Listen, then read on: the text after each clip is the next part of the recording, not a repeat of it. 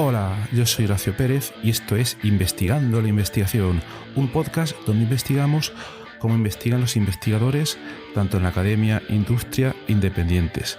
Todo ello mediante entrevistas y debates abiertos, técnicas y estrategias para mejorar todas las partes del proceso investigador y, no menos importante, opiniones abiertas que espero llamen tu curiosidad y te hagan también reflexionar.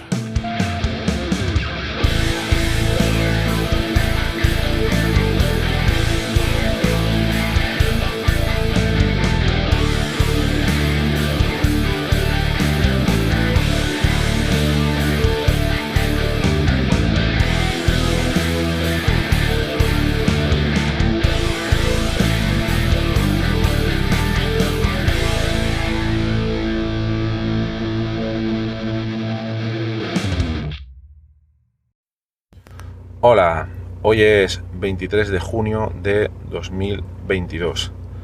En cuanto a las efemérides científicas e investigadoras, tal día como hoy le fue concedida la patente al señor Christopher Latham Scholes, el cual desarrolló el invento de la máquina tipográfica, de la máquina de escribir como la conocemos hoy en día, allá por el siglo XIX, y que fue la primera que incorporó el esquema de teclado, que es el que gran parte del mundo utiliza hoy en día, el cual es el teclado QWERTY, ya sabéis, el que empieza por arriba hacia la izquierda con las teclas Q, W, E, R, T, Y. Pues siempre hablamos de investigación, pero pocas veces hablamos de patentes. Pues también hay que celebrar que le fue concedida la patente en este día. Otro día hablaremos de patentes, un proceso también muy importante en el desarrollo de todo proceso de investigación. Bueno, pues en el capítulo de hoy seguimos con nuestra serie sobre bioinformática estructural, estructura de biomoléculas. Ayer hablábamos de la dinámica molecular para la predicción de estructura de macromoléculas, de biomoléculas. Nos centramos en proteínas. Y entonces comentamos muy brevemente que habían varias maneras de clasificar los métodos que permiten predecir, analizar la estructura de macromoléculas. Por una parte, podíamos dividir todos estos métodos en dinámicos o estocásticos, ese era un tipo de clasificación, y nombramos muy por encima otro tipo de clasificación que atiende a cómo modelamos estructuralmente estas biomoléculas. Entonces aquí tenemos dos grandes familias. Por una parte tenemos lo que son modelos de grano grueso, que es el capítulo que vamos a tratar hoy, y por otra parte tenemos los modelos a nivel atómico. Los modelos a nivel atómico son los que comentamos ayer, muy brevemente, en estos dos episodios previos, y donde modelizamos que un átomo se suele modelar como un punto en el espacio con unas coordenadas determinadas y con una serie de parámetros relacionados con el campo de fuerzas que modela esas interacciones, como pueden ser, por ejemplo, sus cargas parciales, sus parámetros de interacciones con átomos vecinos y no vecinos, etc.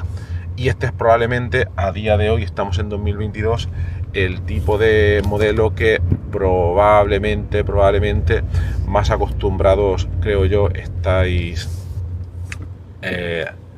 viendo o en la mayoría de publicaciones, etcétera. Pero no hay que olvidar el mundo maravilloso y un poco exótico quizás de los modelos de grano grueso. Bien, estos modelos de grano grueso se encuentran un poco en el otro extremo de las técnicas de modelización. Y os podéis imaginar que aquí ya no modelizamos átomo por átomo, sino que lo que hacemos es que utilizamos algún tipo de, vamos a decir, de esfera, de bola, para representar un conjunto de átomos. Bien, primero, ¿por qué se hace esto? Bueno, más bien la pregunta sería ¿por qué se hacía esto y por qué se sigue haciendo? Es decir, estas técnicas vienen de los albores de la informática estructural, el modelado molecular, la química computacional, etcétera, porque por aquel entonces los recursos de cómputo eran muy limitados y entonces era muy difícil simular con detalle a nivel atómico todas las biomoléculas que estamos tratando en esta serie. Entonces, lo que se hacía era utilizar esta técnica o modelar mediante una bola con unas determinadas propiedades, una bola, una esfera, un grupo de átomos. Por ejemplo, podríamos modelar pues un aminoácido de una proteína mediante una bola de un determinado tipo, y como tenemos 20 tipos diferentes de aminoácidos, pues así 20 bolas diferentes, y entonces tendríamos un modelo de una proteína. ¿Por qué se hacía esto? Bien, pues en primer lugar, en algunos casos por reducir el tiempo de cómputo drásticamente, porque os podéis imaginar, en este tipo de modelos, a la hora de realizar predicciones estructurales o predicciones dinámicas, etcétera, todos los elementos del modelo interaccionan con todos los otros elementos del modelo.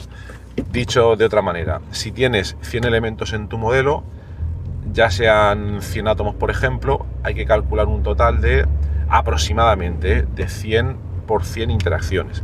En realidad son menos porque no se cuentan las interacciones de un átomo consigo mismo, ¿vale? Eso creo que se ve. Pero estamos hablando de básicamente número de elementos al cuadrado. Pero claro, si tenemos una dinámica molecular, una proteína que tiene, me lo voy a inventar, 10.000 átomos, y además hay que tener en cuenta las moléculas de agua que están ahí participando, podemos tener fácilmente una cantidad de 50.000 átomos, 100.000 átomos, y si eso calculamos su cuadrado, pues nos sale un número muy elevado, muy elevado. Entonces esa es una de las razones, disminuir drásticamente el tiempo de cómputo. Además de que, por otra parte, normalmente en los modelos de grano grueso no se suelen modelizar o modelar, como lo queréis llamar, las moléculas de agua que forman el disolvente, con lo cual se reduce todavía más el tiempo de cómputo. Pero bueno, os estaréis preguntando, bueno, todo tiene un coste en la vida. Si se reduce el tiempo de cómputo, habrá algún efecto secundario, habrá algún problemilla, habrá alguna letra pequeña ahí, ¿no? Dice, bueno, por supuesto que sí. Si no sería todo muy fácil, todo el mundo estaría aplicando modelos de grano grueso, ¿no? Bien, pues los principales problemas es que el realismo de los modelos de grano grueso o la precisión de sus predicciones no es la misma, obviamente, que en un modelo a nivel atómico. Eso lo podéis imaginar. En un modelo a nivel atómico, por ejemplo, si queremos modelar un enlace por puentes de hidrógeno, tienen que participar una serie de átomos determinados, y esa interacción normalmente no se va a poder ver en un modelo de grano grueso. Entonces ahí tenemos ya un pequeño problema. Es decir, interacciones muy específicas no se van a poder ver. Entonces, ¿por qué se utilizan todavía a día de hoy estos modelos de grano grueso? Pues se utilizan porque, por otra parte, si queremos describir un comportamiento promedio o global a una escala de tiempo mucho mayor que lo que nos permiten los modelos a nivel atómico, que, como comentábamos ayer, típicamente pueden llegar a escalas de tiempo del microsegundo, del milisegundo en muy pocos casos, etcétera. Los modelos de grano grueso permiten superar el segundo y llegar a otras escalas de tiempo totalmente diferentes, y además describir de una manera relativamente fácil las reagrupaciones o cambios conformacionales mucho más grandes que se puedan dar, que puedan tener lugar en las estructuras. Por tanto, esas serían una de las razones. Superar esas limitaciones de intervalos de tiempo que las técnicas a nivel atómico a día de hoy, todavía estamos en 2022, empieza a haber computación cuántica, tenemos supercomputadores muy potentes, etcétera, pero todavía no podemos llegar a esas escalas de tiempo. Entonces, por ello se utilizan estas técnicas de modelado de grano grueso. Entonces, en los albores de los tiempos, me estoy yendo en los años 70 o años 80, estas técnicas se empezaron a utilizar, y entonces os voy a comentar un ejemplo muy sencillo y muy visual dentro de lo que es un podcast, porque no es lo mismo explicar esto con diapositivas que aquí a plena voz, ¿no? Pero un ejemplo clásico es la simulación mediante un modelo de grano grueso del plegamiento de proteínas. Entonces, ¿cómo se hacía esto hace gran cantidad de años? Pues lo que se hacía era lo siguiente: se cogían los aminoácidos de una proteína y se dividían entre polares y no polares, o polares e hidrofóbicos. En primer lugar se hacía esa división, ¿no? Y entonces se utilizaban dos tipos de bolas: el H hidrofóbico y el P polar. Entonces se creaba una cadena de bolas totalmente lineal, donde si la proteína tenía 20 aminoácidos, 40, 50, pues cada una de esas bolas representaba simplemente H o P. Esa era la cadena lineal. Y luego, para simular el plegamiento, lo que se hacía era poner esa cadena larga, os podéis imaginar, en una hoja de papel milimetrado, en una parrilla, en una grid. Y entonces, igual que comentábamos ayer con los métodos estocásticos, pues aquí se aplicaba un tipo de método estocástico donde se empezaban a realizar variaciones en la estructura, y donde la función de scoring era una función muy sencilla que simplemente trataba de maximizar el número de contactos entre elementos no vecinos que fueran hidrofóbicos. ¿Por qué? Porque normalmente cuando una proteína se pliega en medio acuoso, incido bastante en lo de medio acuoso, otro día veremos por qué, normalmente se forma primero un core hidrofóbico, porque claro, el centro de la proteína está formado por aminoácidos que tienden a huir del agua, ¿no? Si no, no sean hidrofóbicos. Y entonces, con modelos de este tipo, se obtenían unos resultados razonablemente buenos, al mismo tiempo que el cómputo necesario no era demasiado problemático, por otra parte. Y por otra parte, este tipo de modelos también tuvieron bastante éxito y siguen teniendo bastante éxito a día de hoy entre la comunidad informática. Con comunidad informática me refiero a gente que ha desarrollado su carrera en ingeniería informática, ciencias de la computación, etcétera. Les interesa trabajar para resolver problemas biológicos, pero no es su fuerte, y este tipo de problemas es relativamente fácil de modelar y de entender por gente que no tiene unos conocimientos de biología pues bastante profundos. Pues de ahí el gran éxito de este tipo de modelos, que eran muy fáciles de ver por gente que no tiene ese perfil más digamos hardcore de modelado de proteínas, bioinformática, etcétera, etcétera, etcétera. Luego, por mencionar algunos casos de éxito o de aplicación, tendríamos, por ejemplo, un caso bastante típico, es el modelado de cadenas de ADN. Con este tipo de modelos podemos tener cadenas de ADN bastante largas, y donde cada cierto número de pares de bases se modela con una bola de este tipo, y se calculan ciertas propiedades macroscópicas, se predicen ciertas propiedades macroscópicas para este tipo de modelos. Y desde hace tiempo una de las técnicas experimentales más básicas que permite hacer esto son las técnicas hidrodinámicas, y se miden magnitudes tales como pueda ser el radio de giro, el radio hidrodinámico, el coeficiente de sedimentación, etcétera, etcétera. Bueno, yo hice mi tesis doctoral en estos temas, algún día lo comentaré más en detalle. Es un mundo súper interesante, y permitió este tipo de técnicas de grano grueso. Aquí ya no hablamos de dinámica, sino de técnicas estructurales para modelar estructuras. Permitió, por ejemplo, para uno de mis directores de tesis, José García de la Torre, un saludo si estuvieras escuchando, permitió modelar una cápside de virus de manera bastante eficiente en la década de los 70, con los recursos de cómputo que habían en aquella época, etcétera, etcétera. Y también tener en cuenta, que no lo he dicho, que en algunos casos muy extremos, este tipo de modelos de grano grueso en general permitían realizar predicciones experimentales bastante precisas, utilizando ya no computadoras, etcétera, sino métodos analíticos. Simplemente, para que nos entendamos, papel y lápiz, cálculo de integrales y de otras pesadillas, pues ahí también daban un funcionamiento bastante bueno.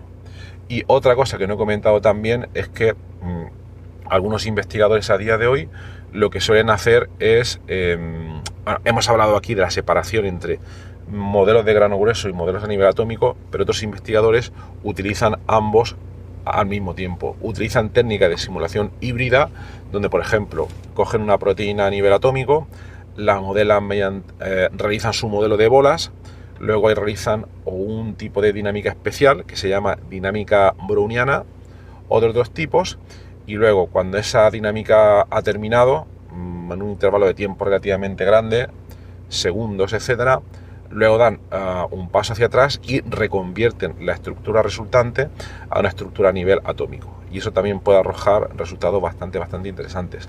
Este tipo de modelos a día de hoy están teniendo un éxito relativamente bueno a la hora de modelar, por ejemplo, sistemas que son muy flexibles, como puedan ser proteínas desordenadas, ¿vale? Hemos hablado de proteínas como estructuras globulares, fijas, relativamente flexibles, pero en el mundo de las proteínas desordenadas ahí cambia totalmente la cosa, y este tipo de modelos ahí está funcionando bastante bien.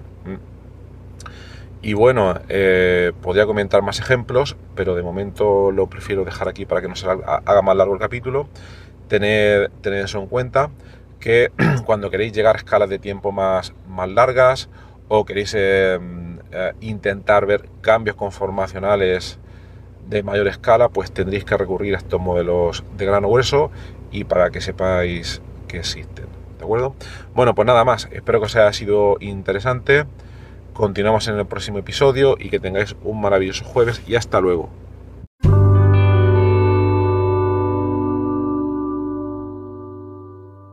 Muchísimas gracias por haber escuchado hoy este episodio del podcast Investigando la Investigación, y también sobre todo gracias por haber llegado hasta aquí, porque esto ya es el final del episodio del podcast. Si ya conoces el podcast y me conoces a mí, pues esta parte ya te la puedes saltar, pero si acabas de llegar al podcast y quieres saber un poco más sobre él, te recomiendo que te quedes solo un momento.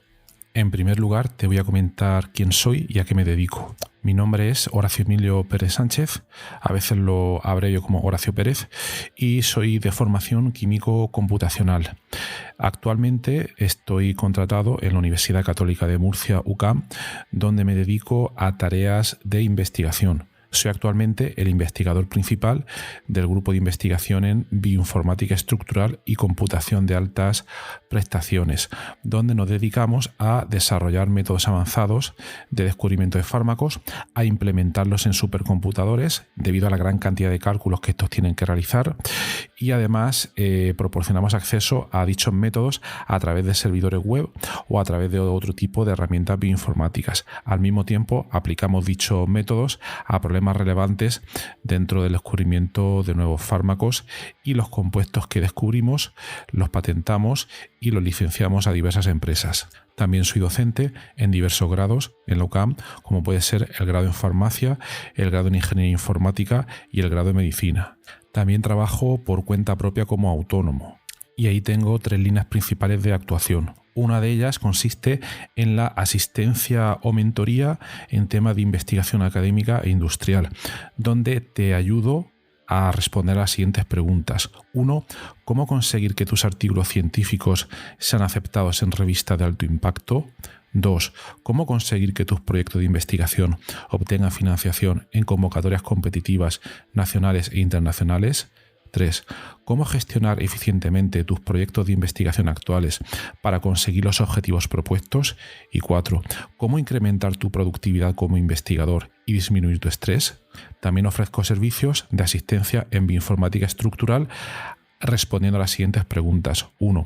¿Cómo descubrir compuestos bioactivos en diversos contextos, tanto farmacológicos, nutracéuticos o agrícolas, etcétera? 2.